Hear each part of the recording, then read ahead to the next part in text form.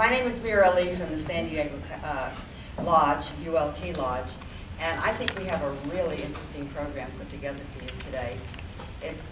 Some of you may have received emails stating that we were going to have 3 speakers. Karen Eland, who is going to come and speak about the Theosophical movement worldwide, people and places and various activities. She's having serious back troubles, so she's not able to come, which is, I think, maybe can happen another time. But we do have 2 very exciting speakers for you, and I'll just tell you what the program is going to be. And you know, the theme is Theosophy and Renaissance, modern Theosophy and Renaissance. And we have to keep in mind what the word Renaissance means, which means to be reborn or rebirth. First, we're going to have Richard Taylor. Through some oblique way, I feel responsible for at least bringing him into the circle of this kind of thinking. He was my student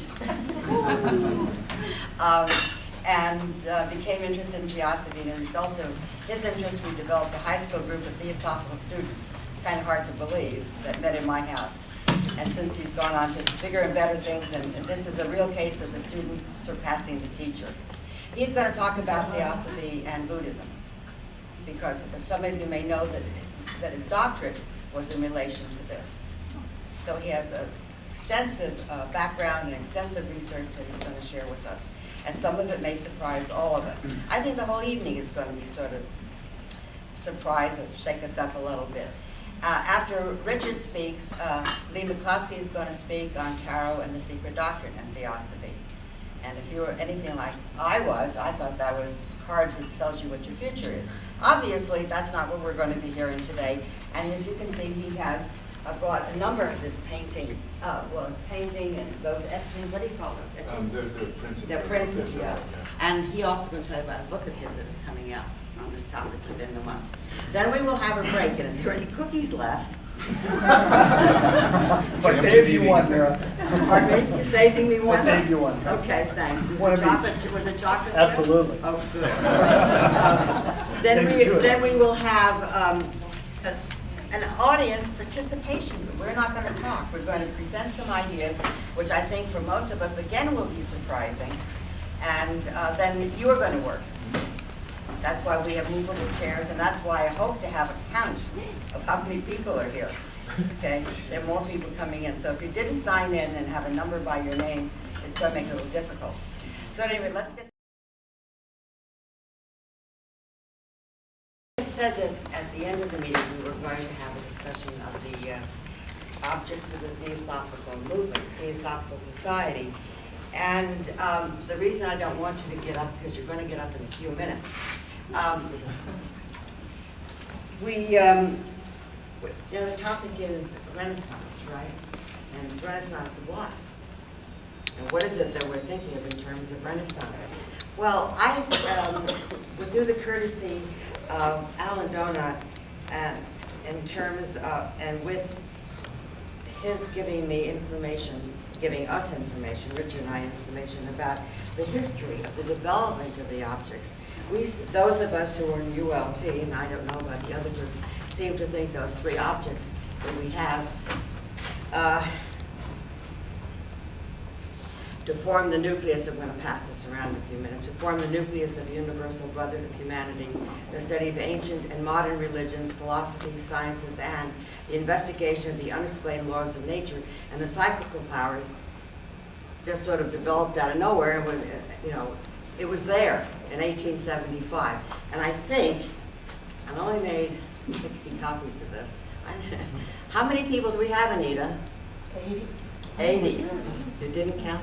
Well, I 80. started. I never finished. All right, well, I'd like you to take a look at what happened in the development of the objects before we get involved in what we're going to be doing. School teachers call group work.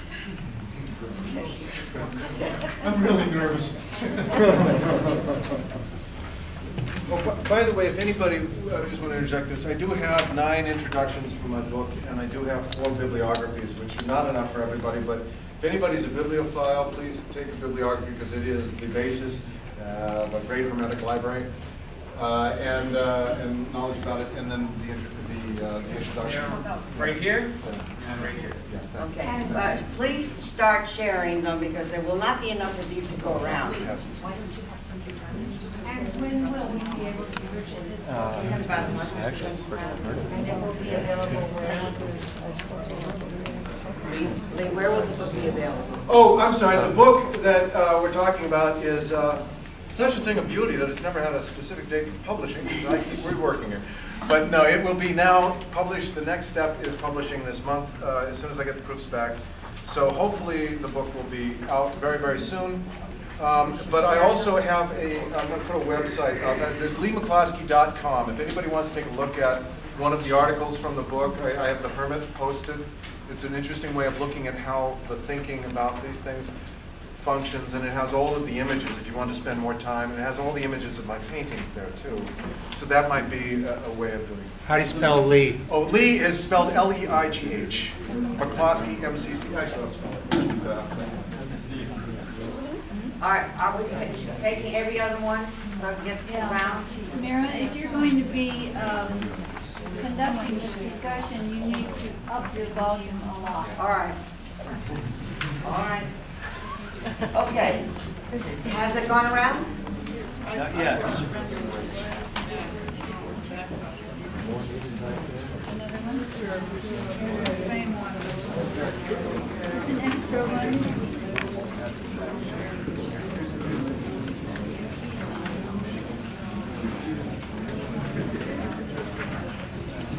Okay. All right.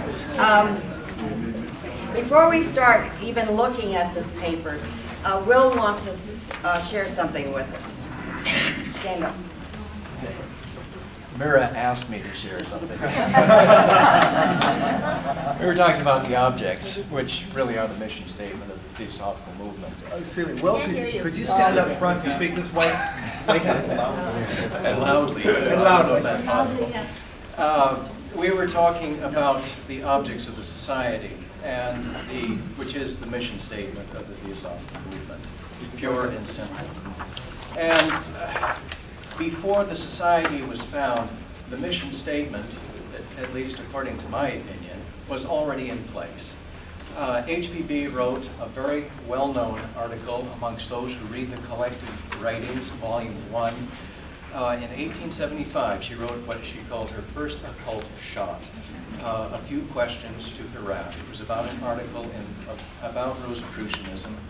She was responding, and it was her overture. She was explaining about the adepts, the Oriental Rosicrucians, she called them, and that there was an Oriental Kabbalah, which was the parent of the Western Kabbalah. There is a paragraph in there which is practically a table of contents for the secret doctrine. And then she talked about the Oriental Rosicrucians and said that it is a hope, and perhaps more than a hope, that they will gradually reintroduce such knowledge as to help people overcome the chilling skepticism of materialism and dogmatic theology.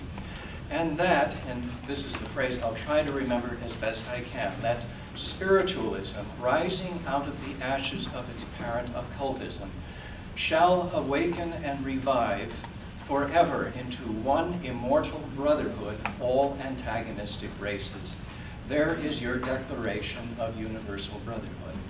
And always remember that, because you will hear critics saying, well, the brotherhood ideal was not present in the beginning. It was present before the foundation of the Theosophical Society. And the fact of the matter is, just a few months before that, in February of 1875, she wrote a letter to Professor Hiram Corson of Cornell University, in which she spoke again that she had been sent by her lodge, and perhaps she came 100 years too soon, and that she was simply investigating from the same tradition as all the great adepts in the West and in the East. And what their interest was to, and I don't remember exactly, but to search the divine depths for that tie which binds all things together. And there you have, without the word brotherhood, the same essential concept. That is the mission statement, as I understand it, and it's something that, well, now you're going to move on here to something that's very important. Thank you. All right, now this is before the formal Theosophical Society was established. And now we have, I hope you have before you, something which came more or less of a surprise, and I don't like to be surprised in terms of theosophy, that the objects really have never been set in stone, that the objects are a work in progress, and that if you look at the formulation of these objects, you will see that we started initially with one. This is now when the society is established. The objects of the society are to collect and diffuse its knowledge of the laws which govern the universe. That's 1875 when it was established, prior to what Will was speaking, after what Will was speaking about. In March 1879, there were 7 objects, or plans, that they called them at that point, that the society, the mission statement, the society was to accomplish. And I'll give you, you'll get some more time to read this after I give you some instructions. February 26th to 28th, I forgot to put it 1880. February 26th to 1880, there were new bylaws and alterations of the above 7, and now we have A, B, and C, D, E, and F stay the same, G is different. Okay? You see that? Then in February 1881, the rules of the society were condensed into 4. Then in December 1888, the first and third objects had changed. In the Key to Theosophy, 1889, there is again a statement of the 3 objects on page 39, and they're slightly different from the ones that we have now. So I'm going to throw this out as a proposition, that the objects are meant to suit the needs of the time, the needs of the race, but still the eternal truths within them, but they are a work in progress. They are not sacrosanct. And so what we're going to do is we're going to put you into groups, because we have 8 questions that we would like to have answered within each group will have 1 question to answer, to work with. And when you are finished at dealing with that question, now remember again, we're talking about Renaissance, which means we're talking about maybe something else growing. We want to know if you were to write any new objects, or you were to change the objects, how would you do it for now? Last night we were talking about unity. We have members of different organizations. Sorry, ULT is an association. What was that? We have members of different groups here. How, where does unity come from in terms of, do we have the same objects? Can we agree on objects of what we should be accomplishing at this time in the year 2002? I'm going to also, when you're in the group, to let you know, if I can find it, the Pasadena TS also has objects, which are lo and behold different. So I don't want to pass those out now, but I am going to ask you to get into groups, and I'm going to ask you to count to 8. Please remember your number. Before you go, could I just say this is not my research? Oh, I said yes. I passed on something that Grace F. Kanoki had done in the 40s and was printed in the Forum magazine, and then was later reprinted in a newsletter for the American section of our society. And that's, I just want to make it clear, Thank this you. is not I me. meant to say that. Thank you. Yes, right. But he did send it to us. Right. I just took all the chronological information out. I did not include the rest of the article. All right, we're going to start over there. We're remembering our... Have a current list of information. So even if you've gotten an email on it, please leave something so that we know you were here. Thank you. Myrra, how much longer will we be? We have it to be in this room about 50 minutes, 50. About 50. We'll be Right. active another 50 minutes? Excuse me? We'll be going active another 15 minutes. I think so. It's going to take this much time to do it. Can we take a quick All right, break let's and start. then just come back? What? Can we take a quick break and then we'll just come back? No. Well, I guess Get a number first. You do whatever you need to do. Please. Mara, are you leaving? Yeah, I'm just going to in front of you. I think you're scaring everybody. She's not leaving. Okay. Hey, now can I just ask you, can I just ask you to get up, and I'll tell you where your groups are going to be, and please move there, make sure you have a chair. Okay. Somebody from each lodge will take one back and just jot down on a little yellow pad which lodge it is, so I know that everybody's, all the lodges that actually have gotten one. There should be enough for every ULT lodge, and any other groups that are here are most welcome, of course, the Pasadena group. I hope you will take a couple. Pardon? Long Beach? And Long Beach, of course. I mean, every lodge, there's 20 there. I think that's enough for pretty much covering everybody. Thank you, Gary. Okay, first, maybe we could talk about how we felt as we went through all these pages and read the evolution of these objects. Anybody have an opinion or something? you want to share? Absolutely shocked at all of the specifics, that all of the verbiage that they put into these. It's just causes trouble among people, among groups. And I think we'd be in a lot worse trouble if we had kept, for instance, the first one that is, 7 different objects, all specific things. And you had number 4 to deal with? We the had one number about 4. The one on brotherhood? The one on brotherhood.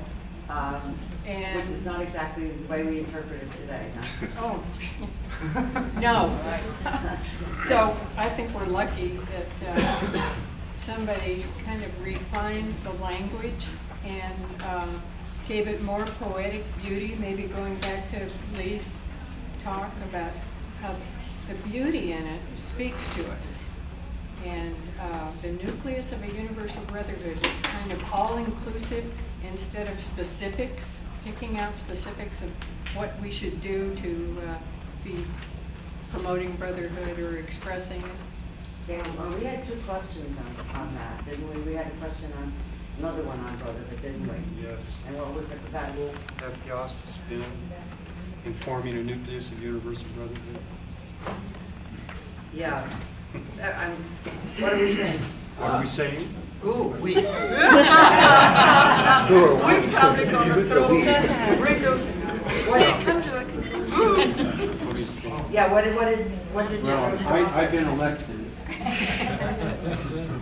So, again, yes, first we had trouble again with the question, understanding what exactly we were talking about. First nucleus was a problem, and some of our people here felt that seed might even be better because it has that feeling of growth and moving and expanding.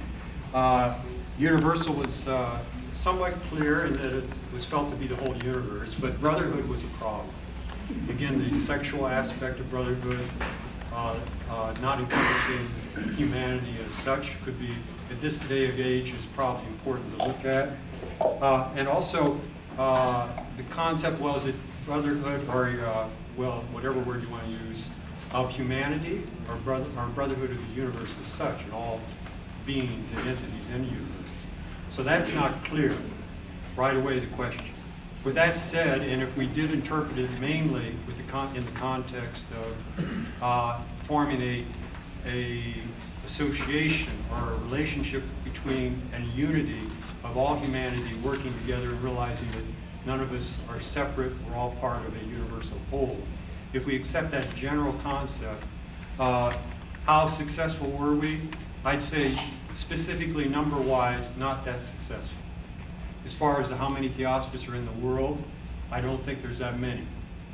But that would be more primary. Secondarily, we felt there was much more of an influence in a number of organizations since the time of Blavatsky and the forming of the society. More secondarily, through other organizations, I think this concept, new age type of groups, et cetera, I think Theosophy had a great deal to give information and to improve. I think it also influenced the organized religions of the world become somewhat more tolerant, although that is, of course, questionable these days. But I think it did. I think the universal religion, or the common religions of the world, are becoming more tolerant and more open and more universal because of the influence of theosophy more secondarily. Why hasn't it been successful enough? I think we have to throw in our karma here. Again, the breakup of the Theosophical Society into various groups and divisions and more divisions, et cetera, is one of the parts of the history which is unfortunate, and maybe some people feel that's inevitable. But I'm sure that's part of it. And of course, the usual ideas about, well, we're going against the grain of the time, of materialism, of the organized religions, et cetera, all this makes it very, very hard for theosophy to work, to bring out its most important aspects. But I don't think anybody's terribly surprised about that. And again, it is more of a seed. It's obviously meant to influence the future much more than the first 100 years or so. That was some of our opinions. You felt that it was ambiguous. Gail said the initial one was too specific. Is there any common, maybe, meeting ground that might make it easier for us to understand what we mean by a nucleus of universal brotherhood? I know two things occur to me. Number one is, do we really know what brotherhood is in the state that we're in? Do we know what brotherhood is?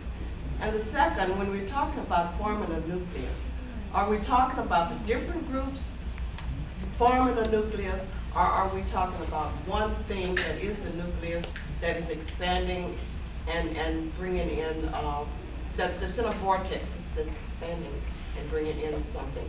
Like as Anne said over here, she said the nucleus is already formed. Okay, Ken? I posed a question. It's what I've always viewed it as. It's the first fundamental proposition of the secret doctrine, what we're trying to reflect in the concept of universal brotherhood and the word nucleus. So that's how I've always looked at it, even though the secret doctrine came later. But this fundamental principle concept put into an organizational structure as part of its vision statement is how to express that is the problem, I think. And maybe the language of nucleus and brotherhood are inadequate. So you think maybe it should be changed? I had trouble with both those words. Yeah. But to what is the question? Yeah, to what? Yeah, I'm not sure. Was there oh, yes. Regarding what the meaning of brotherhood, I think that children know this, and they apply better than us, because they are not full of prejudice or the physical. They see beyond an individual. The perfect example is this: when children play, they fight. A few minutes later, they forgive each other, and they continue to move on. But adults are not that way. Adults hold this grudge against each other. I don't like how you look. I don't like what age you are, how tall you are, whatever. And I think that's what the understanding have to be, maybe to act like a child, be forgiving, and be able to love one another the way they do. Well, then how, are you saying, is there an agreement that somehow this has to be worded slightly differently so we can understand what our task is?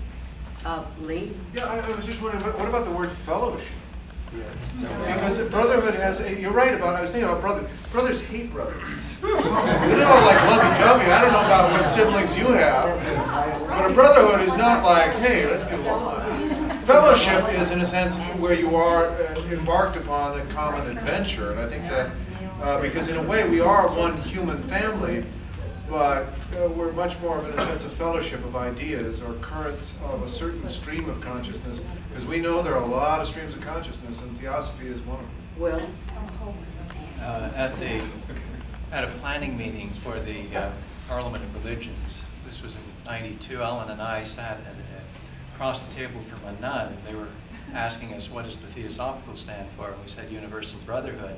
And she said, well, I certainly don't like that male-oriented word that you're using. And I said, well, you know, we've wrestled with that word for over 100 years. And the essential meaning of brotherhood means common parentage. And what word can you find that better expresses Sisterhood. Welcome to the next 1,000 years.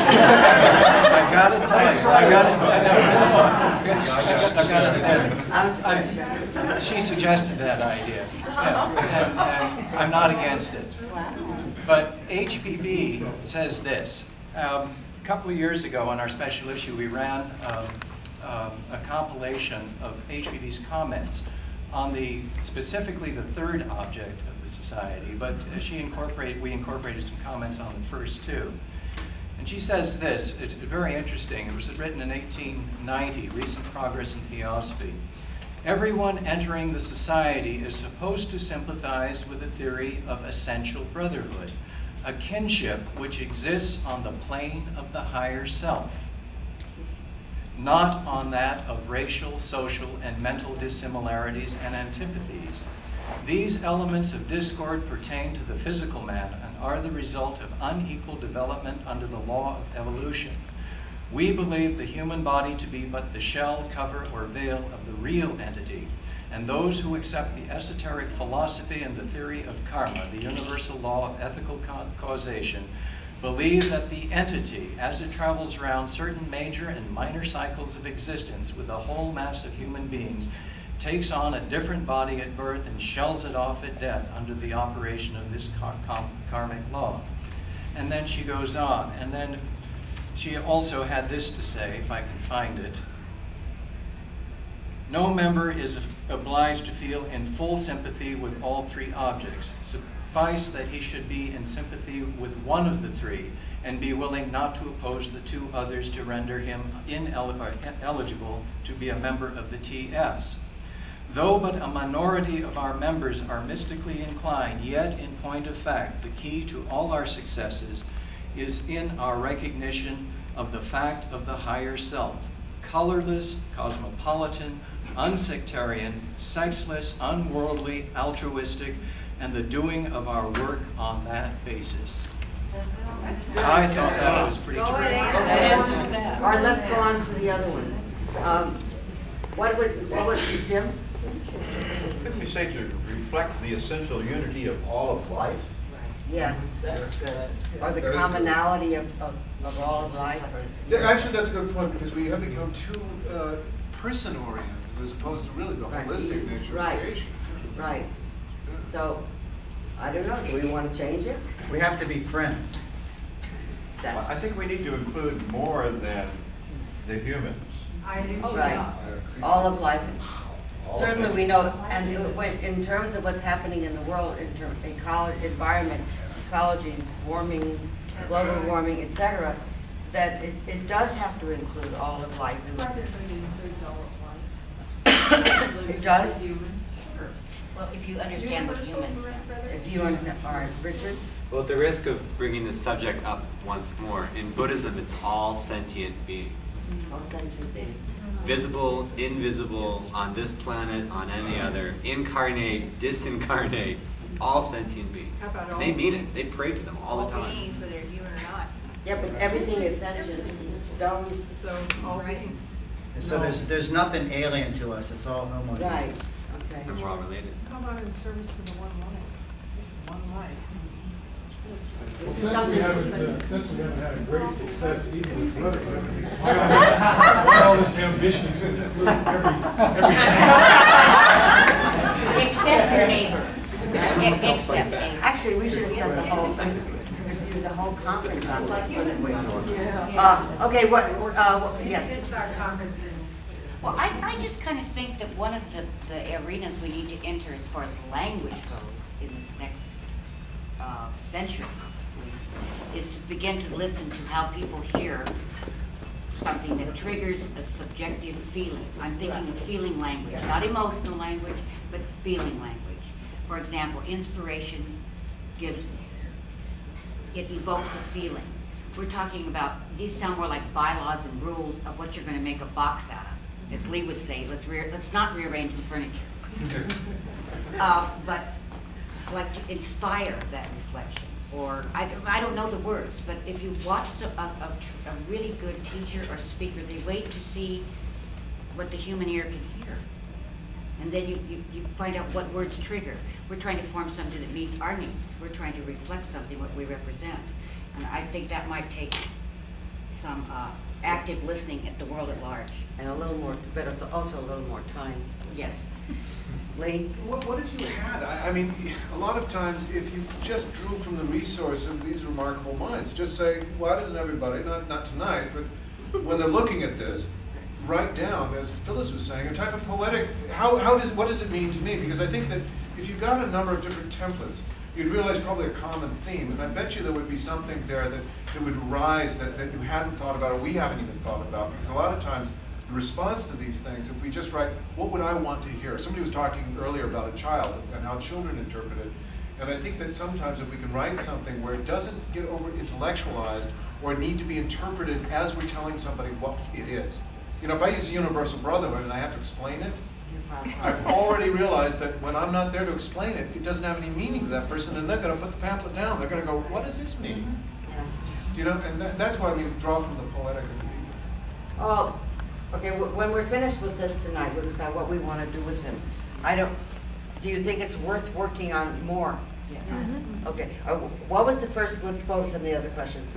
The first group had what question? One. Well, why do you think there was originally only one object? And do you think it was direction? It just kind of, that was difficult. It was difficult to flesh this one out. We all agreed that in the beginning, I think it was necessary to have one kind of paradigm or overarching thing to start with, but then as things get organized, I think, John, you said it many times, you know, as things have to be organized on this plane, we have to kind of break it out into usable components and give people some plan to go on. So we thought that yes and yes. If we need one, but we also need the many. Okay, group two, what was your question? And who was the reporter? Olympica.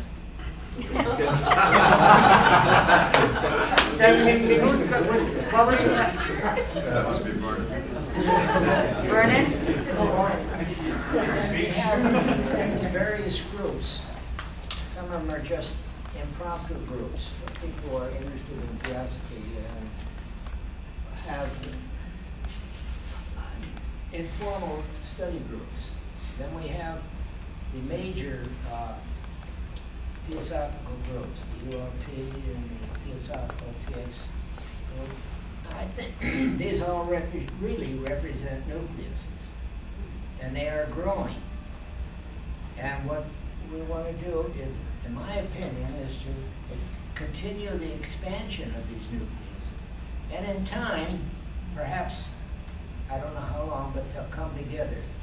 We need to do this because there is a fundamental problem that exists throughout the world. No matter what religion you look at, Muslim religion, Christianity, the Jewish religion, whatever. Even among the Hindus, there's a fractionation. There is all this separatism. There are specific groups, but they don't agree with each other.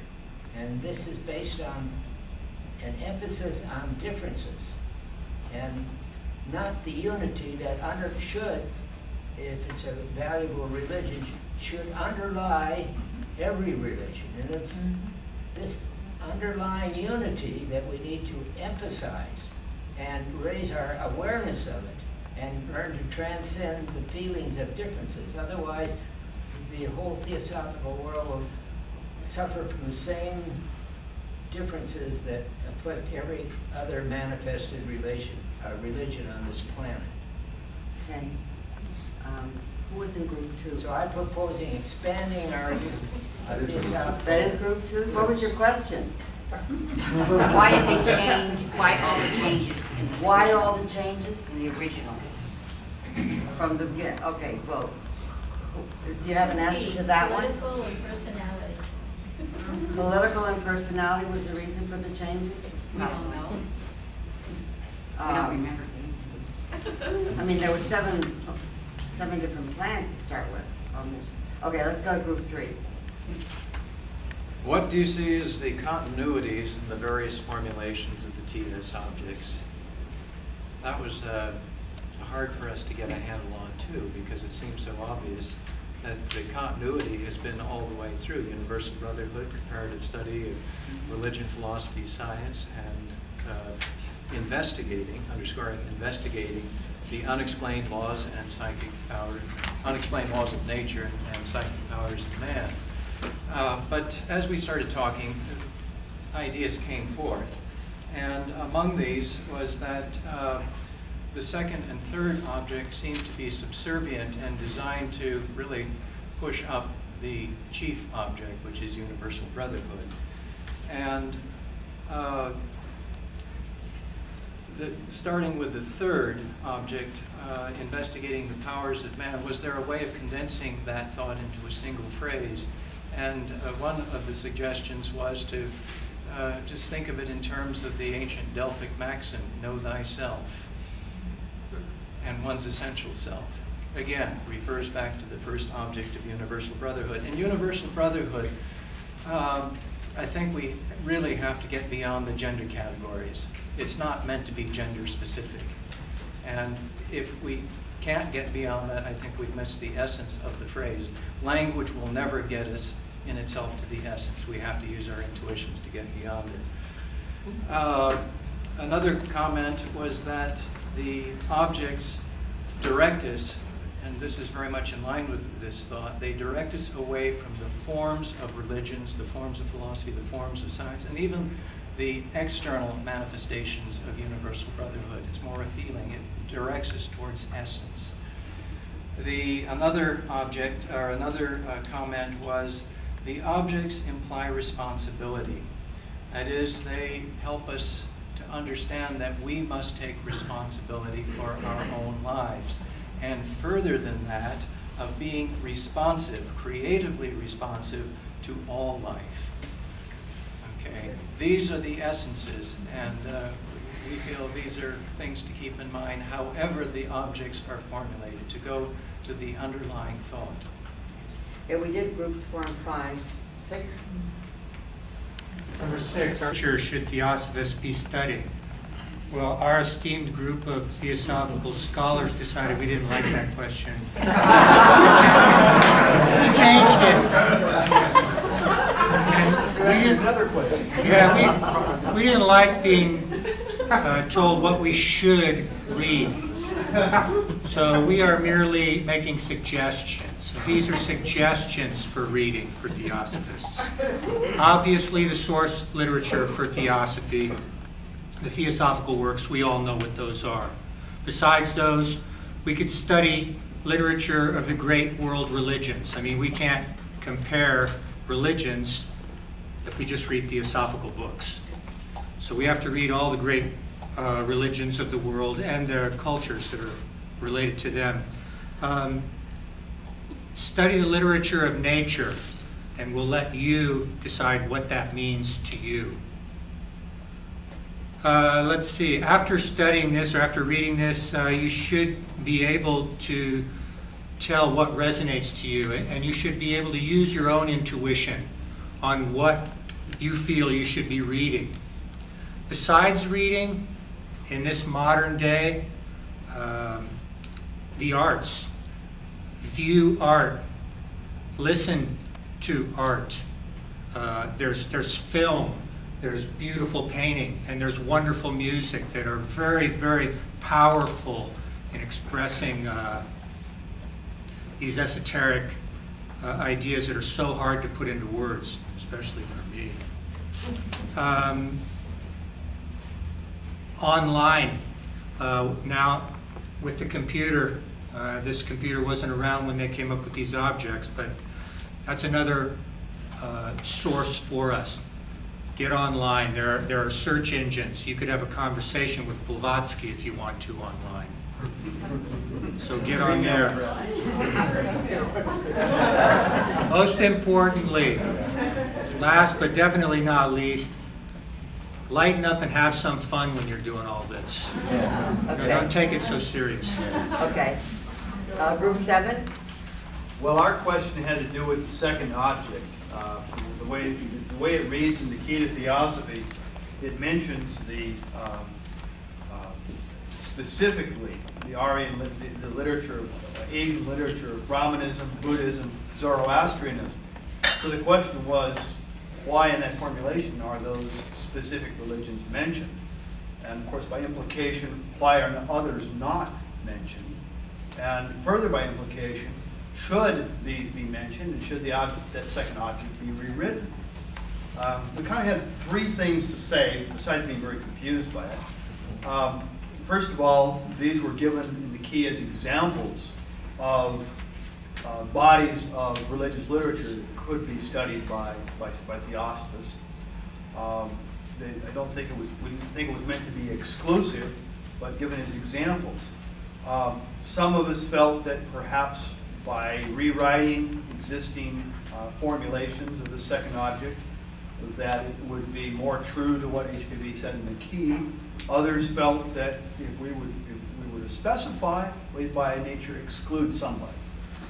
We specifically perhaps exclude Taoism, Kabbalah, Hermetic tradition, Egyptian, Greek, or somebody else.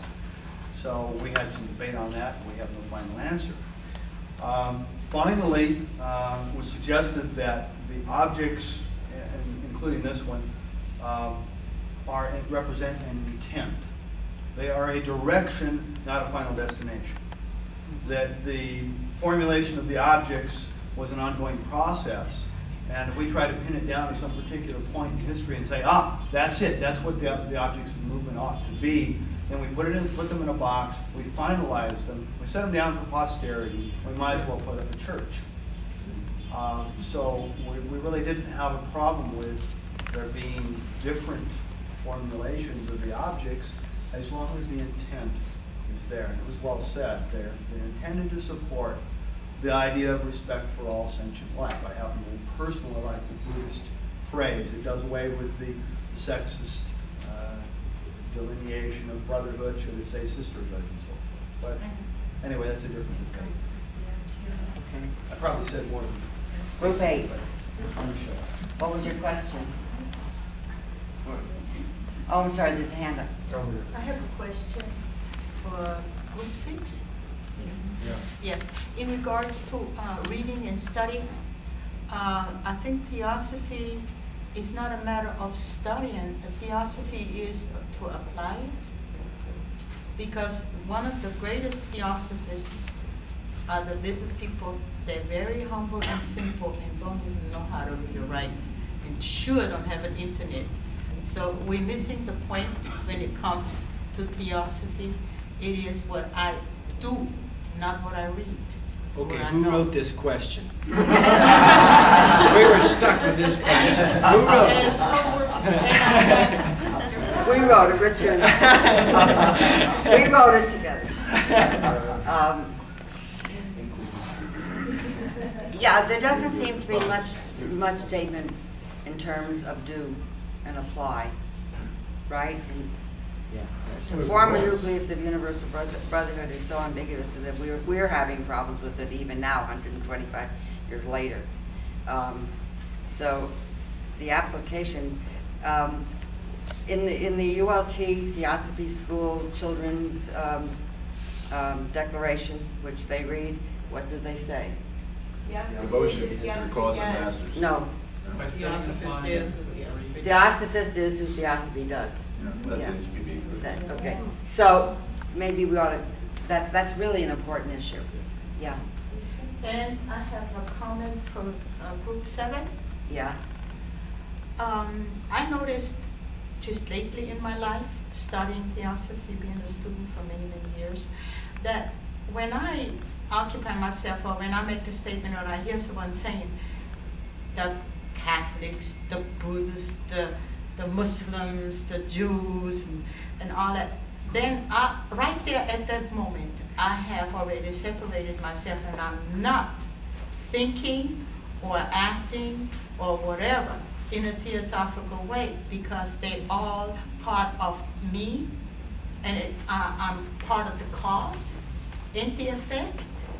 And every time I say them, those, and these, I'm now the student of theosophy. So we need to watch what we say when we say them and those, and we point them out, because this is not theosophical. Theosophy is very, very hard, and we just grow little by little bit. So we need to stop pointing out those religions, because that's not wholesome. Okay, Group A, what was your question? I agree. I just wanted to comment on something she said, which I shared with my group here. Our lodge in Phoenix for the past 2 summers has had a program. We used Houston Smith's book and video, and it studies all religions in a very beautiful way, and we have found a connecting thread in all of those religions, and then brought that back to our theosophical teachings. It's been a wonderful study for me. I didn't know everything about all the religions, and in the way that he has done it in his book and with his video, I couldn't recommend more highly. It's been very moving to all of us in the Phoenix Lodge to do that, and I think that's what she's talking about. Yes. He is a theosophist. He's a Methodist theosophist. Okay, Group A, what was your question? My question is, how should theosophists investigate the hidden mysteries and nature under every aspect possible? And that's from the key. And the psychic and spiritual powers latent in man especially. And it took us probably 10 minutes to figure out what the question was. So here's our attempt to, there were several things that came up.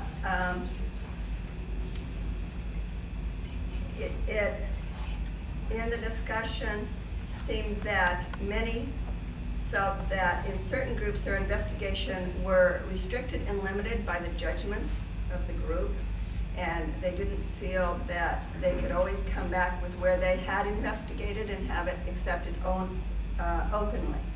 That there were certain restrictions and judgments about how theosophists should do it, and if you stepped out of that wasn't always acceptable in the groups. And so, and other groups said that they were very open in their groups, and they were able to investigate some other discipline and come back and share it and find the threads back to theosophy.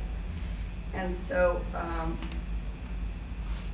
a part of what came up in discussion then is investigating to how to move and apply it in a more practical kinship that releases our fears and judgments, that restrict and create a rigidity that doesn't really give us an openness to investigate and bring it back in an open kind of sharing, so that we would better understand the relationship within ourselves, whether that's through meditation or other disciplines, as well as studying theosophy, and how these other philosophies then relate and are incorporated back. If we're dealing with cosmic laws and principles, or even planetary laws and principles, then there's a common thread that unifies all of it. And do we know what they are and how that applies within our own life and our application of our own individual expression? Because that all then is related into the one life. And this then could result in a greater unity in the oneness of our cosmic or maybe human laws or planetary laws. Maybe we have to downgrade it a little bit to understand it in life. And this could then relate to greater harmony and kinship and openness that would inspire the stream of beauty to flow within us, as well as the information we share. And that would also allow more openness to explore other disciplines, bring it back and share the thread that we have personally experienced that has opened us. And what I know in my life, because I have many gifts, is that when I eliminated the fear and the restrictions, the latent gifts and the mystery of life appears within us. The intuition pops up when it's not afraid, when it's not judged to be wrong. And I have a friend that does theosophy better than I do, and I always ask, which book am I not to tell people I read? Because I learned in certain circles that it's not okay to have read certain books, and there's always someone who's going to test you on what did you read and then judge you because they didn't think you should have read it. Now I know that's a joke, but it's not, because in that very restriction, we dropped the universal kinship. We made someone wrong for exploring a different path than ours, and we separated the link that could have bridged in a beautiful way, and we cut that off. And I think that is really what the question, and then our latent anything doesn't come out because the child within us got hurt and judged wrong for exploring something before you got to it, and made a link before you got it. And in that, we lost the very ability to share an expanded version of who we all are. Well, after that 10 minutes, you certainly started doing something, didn't you? In terms of the question. Well, was this a worthwhile activity, or? Yes. I think that was it okay? I know there was some reluctance.